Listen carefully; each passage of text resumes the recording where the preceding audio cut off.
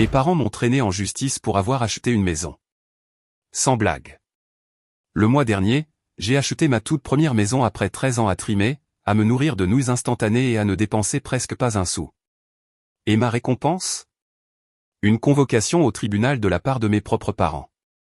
La raison? Cette maison aurait dû être celle de ta sœur. Je pensais qu'il plaisantait. Il ne plaisantait pas. Je n'ai pas engagé d'avocat. Je me suis défendu seul dans la salle d'audience, sans personne à mes côtés. Mais quand j'ai révélé la vérité choquante derrière leur stratagème, toute la salle est devenue silencieuse et le procès a éclaté comme une bulle de savon. Je suis l'aîné. J'ai commencé à travailler à 16 ans, livreur de pizza, manutentionnaire, plongeur, n'importe quoi pour survivre. Et maintenant, au moment où j'essaie enfin de sortir de la pauvreté, ils s'en prennent à moi comme si j'étais l'ennemi. Je n'arrive toujours pas à croire que c'est vraiment arrivé. Mais ce qui s'est passé ensuite, vous n'allez pas le croire non plus. Je suis devenu financièrement indépendant à 18 ans. Pendant que mes amis rêvaient encore de leur balle de promo, j'économisais chaque dollar de mes boulots de serveur et de livreur pour acheter ma première voiture, une Honda de 1998 avec plus de 200 000 miles au compteur, que j'ai eue pour 800 $. Je suis allé dans une université locale, j'ai travaillé à plein temps, puis j'ai rejoint un bootcamp de codage. J'ai trimé jour et nuit pour obtenir des certifications et j'ai fini par percer dans la cybersécurité, où je travaille sans relâche depuis 8 ans. Pendant ce temps, ma sœur Mélissa, 32 ans, est l'enfant chéri de la famille. Elle est allée dans une université privée coûteuse grâce à des bourses, a étudié à l'étranger en Europe pendant 2 semestres et a obtenu un master en histoire de l'art. Mes parents ont tout payé.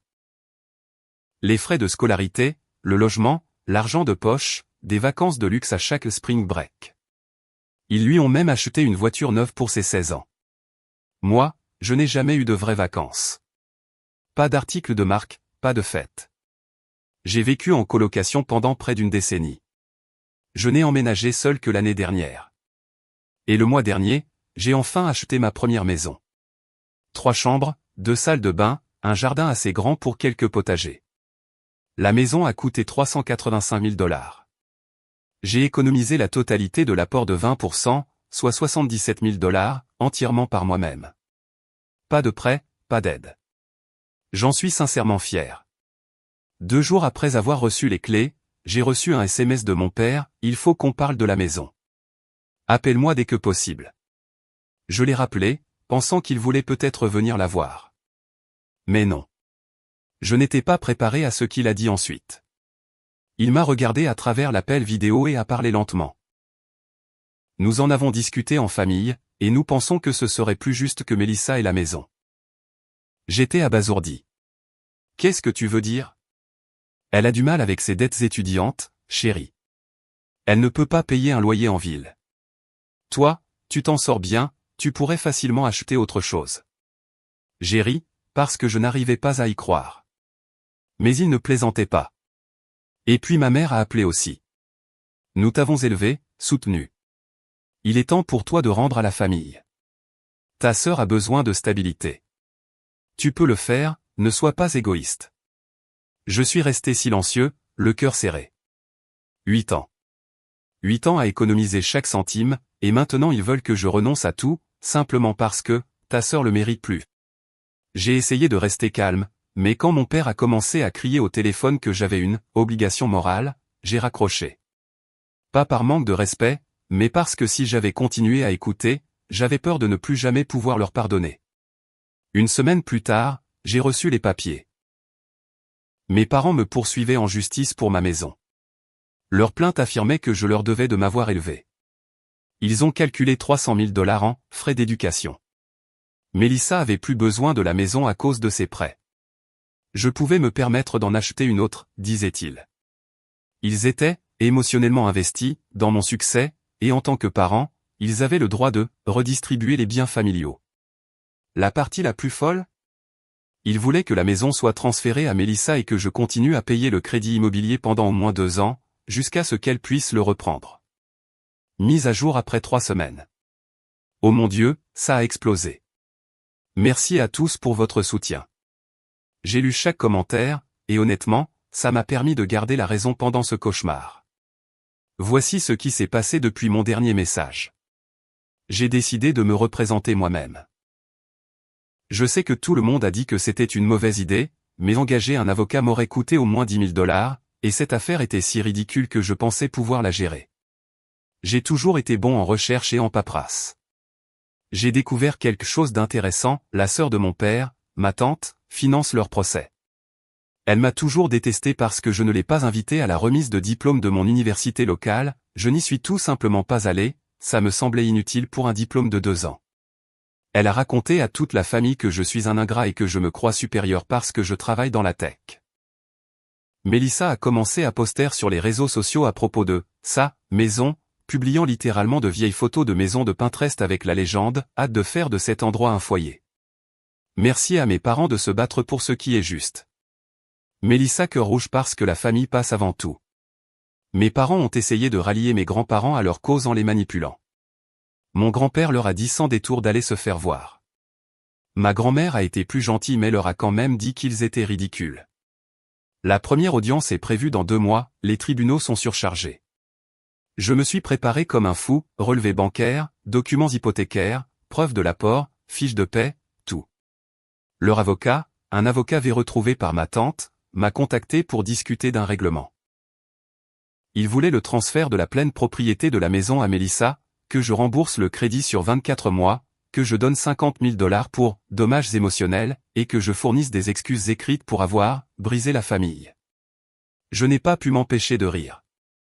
J'ai ri si fort que j'ai reniflé. Puis j'ai raccroché. Le drame familial n'a fait qu'empirer. Ma mère a posté sur Facebook, certains enfants oublient d'où ils viennent. Nous lui avons tout donné, notre nom, notre amour, notre soutien, nos valeurs. Et voilà comment il nous remercie. Sa sœur Mélissa a des dettes étudiantes et pas de logement stable. Un bon fils aiderait sa famille. Une mère déçue. #valeurs familiales. Ma tante a commenté, comportement honteux. Ta sœur a plus besoin de cette maison que toi de ton égoïsme. J'ai été désinvité de Thanksgiving. Ma mère a envoyé un texto à toute la famille en raison des événements récents et de la décision de mon nom. De nuire à l'avenir de sa sœur, il n'est pas le bienvenu aux réunions de famille jusqu'à ce qu'il fasse ce qu'il faut. Bref, je vais commander chinois et regarder le football à la maison. Mise à jour 2, le jour du procès, 2 mois après la première mise à jour. Je viens de rentrer du tribunal. Vous n'allez pas croire cet épisode. Je suis arrivé en avance, habillé de manière professionnelle, avec un dossier contenant tous mes documents. Mes parents sont entrés avec Mélissa et ma tante, et je ne plaisante pas, ils portaient tous des t-shirts assortis avec écrit en lettres géantes, « La famille d'abord ». Le drame a commencé dès que la porte s'est fermée. Mélissa s'est précipitée vers moi, les larmes aux yeux, essayant de me serrer dans ses bras comme si c'était moi qui avais forcé tout ça. « Je te pardonne d'avoir poussé les choses aussi loin », a-t-elle étouffé. J'ai reculé. Elle a trébuché en avant, les bras tombant comme s'il cherchait à saisir de l'air. Depuis la rangée du fond, ma tante murmurait des choses vicieuses, à voix basse mais assez aiguisée pour couper la peau. Le juge a frappé de son marteau, a appelé au silence et a officiellement ouvert l'audience. Leur avocat a commencé, déjà agité, presque gêné de faire partie de tout ça. Votre honneur, mes clients, des êtres chers qui ont consacré leur vie, leurs émotions et un soutien financier important à la construction du défendeur. Mélissa se noie sous les dettes étudiantes, sans un endroit stable pour vivre. Et moi ? J'avais économisé assez d'argent pendant 8 ans pour acheter une maison par moi-même. Je me suis levé calmement et j'ai dit, votre honneur, je suis le seul titulaire du prêt immobilier pour cette maison. J'ai payé chaque centime avec mon propre argent. Pas d'objection. Le silence s'est fait dans la salle. Puis ils ont commencé. De vieux albums de photos de famille de quand j'étais bébé, présentés comme des preuves émotionnelles. Le relevé de prêt étudiant de Mélissa, 180 000 $ pour un diplôme en histoire de l'art. Des tableurs détaillés de chaque repas d'enfance, y compris un Happy Meal à 12,99 $ de 2003. Un SMS de moi qui disait « Je vous aime tous », présenté comme une preuve d'amour familial.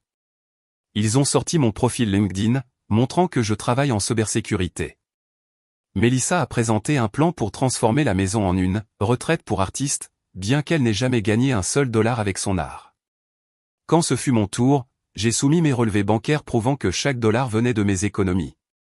Les documents hypothécaires, l'acte de propriété de la maison, tout à mon nom. Personne d'autre. Juste moi. J'ai inclus mon diplôme de l'université locale et la preuve que je suis financièrement indépendant depuis l'âge de 18 ans. Une chaîne de mai de moi à l'université demandant de l'aide pour acheter des livres et me faisant répondre, la famille donne la priorité aux frais de scolarité de Mélissa en ce moment. Et puis est venu le moment décisif. La juge a demandé, Mélissa, quelle est votre profession actuelle? Elle a dégluti difficilement. Je suis dans une phase de transition, je me concentre sur le développement de mon art personnel. Êtes-vous actuellement employé? Sa mère est intervenue, elle est une artiste, une créatrice de contenu numérique. La juge a demandé à nouveau, lentement et avec insistance, génère-t-elle des revenus? Ma tante n'a plus pu se contenir et s'est levée en criant, le revenu ne détermine pas la valeur d'une personne. Elle mérite cette maison plus que lui. Je n'ai pas réagi. J'ai juste regardé ces gens, que j'appelais autrefois ma famille, perdre à la fois la raison et la dignité en se battant pour s'accrocher à quelque chose qu'ils n'ont jamais aidé à construire. La juge a averti ma tante sur son comportement dans la salle d'audience. Puis elle a demandé à Mélissa, quel genre de contenu numérique produisez-vous? Mélissa a dit fièrement, je suis une danseuse TikTok et une influenceuse lifestyle. La juge a répondu, et combien de revenus cela génère-t-il? Mélissa a répondu, je construis ma marque, ces choses prennent du temps. La juge n'avait pas l'air impressionnée. Elle a continué, laissez-moi voir si j'ai bien compris. Vous voulez que votre fils, qui a travaillé et économisé pendant des années, cède sa maison à votre fille, qui n'a ni travail, ni revenu, ni aucun plan pour changer cela. Et vous vous attendez à ce qu'il continue de payer le crédit? Leur avocat, si je puis me permettre de parler. J'en ai assez entendu, a dit la juge. Elle a déclaré qu'elle rendrait une décision écrite dans la semaine. J'ai reçu la lettre de rejet 5 jours plus tard. Mise à jour 3. Conséquence, une semaine après le procès. L'affaire a été classée sans suite. Les mots exacts de la juge, cette affaire n'a aucun fondement juridique. Mais le vrai drame a commencé à l'extérieur du tribunal. Ma tante a complètement perdu les pédales, criant que j'étais mort pour la famille et que je mourrais seul dans cette maison. Mélissa est tombée à genoux sur les marches du palais de justice, gémissant, tu as volé mon avenir. Ma mère m'a dit que je n'étais plus son fils. Mon père a dit que j'avais détruit la famille. En rentrant chez moi, j'ai vérifié mes caméras de sécurité, installées juste après avoir reçu la convocation. Elles avaient enregistré une certaine activité. Les images montraient Mélissa s'approchant de ma voiture, regardant nerveusement autour d'elle, puis repartant sans rien faire. Ma tante a remonté mon allée avec une bombe de peinture, mais a fait demi-tour quand mes lumières à détecteur de mouvement se sont allumées. J'ai immédiatement déposé une plainte à la police avec les enregistrements. Cette nuit-là, les réseaux sociaux ont explosé. Mélissa a lancé un GoFundMe, aidez-moi à acheter une maison après que mon frère ait volé mon avenir. La description affirmait que j'avais manipulé le système juridique et abandonné les valeurs familiales. Il a été signalé plusieurs fois et est actuellement en cours d'examen par GoFundMe pour fausse déclaration. Ma mère a posté dans les groupes Facebook locaux sur ma trahison. Certains administrateurs de groupes ont supprimé les messages pour harcèlement. Ma tante a posté des menaces vagues en ligne, mais les a supprimées après s'être fait rappeler à l'ordre. J'ai tout documenté et demandé une ordonnance d'éloignement, ce qui prend du temps. Puis la conversation de groupe familial a explosé. Mon cousin, qui n'a jamais aimé Mélissa, a répondu à l'histoire larmoyante de ma mère, vous avez payé 200 000 $ de frais de scolarité à Mélissa pendant que je travaillais de nuit juste pour me payer l'université locale, et maintenant vous voulez sa maison aussi? Cela a déclenché une dispute familiale. Il s'est avéré que beaucoup de parents en avaient marre du favoritisme de mes parents, mais n'avaient jamais osé le dire. Un autre cousin, vous vous souvenez quand j'ai demandé 200 $ pour des manuels et que vous avez acheté un MacBook à Mélissa à la place? Un autre, sa fête de remise de diplôme n'a-t-elle pas coûté 15 000 $? Je n'ai même pas eu droit à un dîner. Mon grand-père est intervenu, vous deux, vous êtes une honte. Il a réussi malgré vous, pas grâce à vous. Mise à jour 4, résolution, 3 mois après le procès. J'allais laisser tomber, mais après le vandalisme sur ma propriété, j'ai pris les mesures qui s'imposaient. J'ai déposé une plainte avec les enregistrements de sécurité, toujours en cours d'enquête. L'ordonnance d'éloignement temporaire a été approuvée.